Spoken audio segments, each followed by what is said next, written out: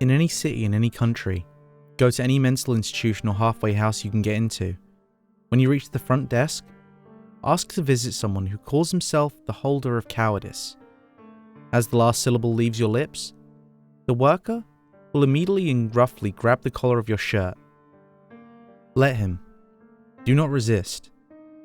He will shout incoherently at you while shaking you angrily. After some time of this, he will appear to calm down and let you go. He will beckon for you to walk down a staircase that wasn't there before. Walk down the stairs, even though they are impossibly dark, and you will emerge into what appears to be a small garden. The worker will tell you to wait here, and will then go back to the way he came, leaving you alone in the garden. Wait in that garden. Feel free to stroll around it all you like, and make yourself comfortable. After a long while, hours perhaps, two men will appear while you're not looking. One man is tall, brawny, and handsome in a proud, heroic way, and wears a suit of knightly armor. The other is a mouse of a man, scrawny, balding, nearsighted, lacking any kind of posture, lacking a chin, and clad in a threadbare brown suit. Once you have laid eyes on these two men, remain still and betray no movement as they stare at you. Eventually, the knight will make a gesture that indicates you may speak. At this gesture, ask one question.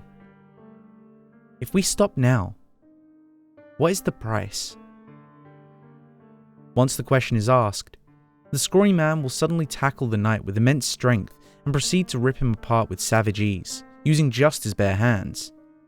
The knight, in spite of his heroic and powerful appearance, will be helpless against the fury of the scrawny man, who will first tear away the knight's breastplate, then rip into the knight's body, splattering everything into the garden with blood and gore.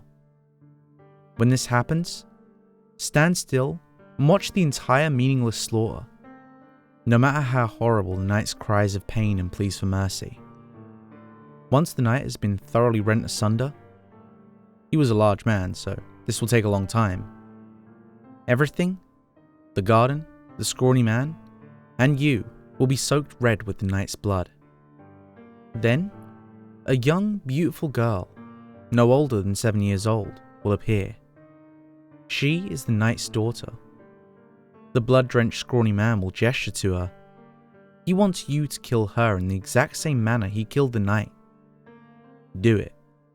Or else, the scrawny man will consider you in league with the knight, and you will be butchered next. Set about slaughtering and ripping apart the little girl with your bare hands, as the scrawny man had wanted. The girl will not offer any physical resistance, though her crying and whimpering will be unbearable, as you commit this violent and senseless deed.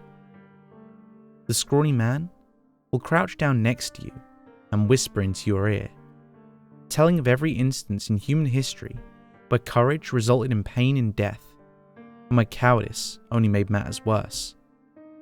He will explain in excruciating detail the true consequences of courage and the true cost of cowardice.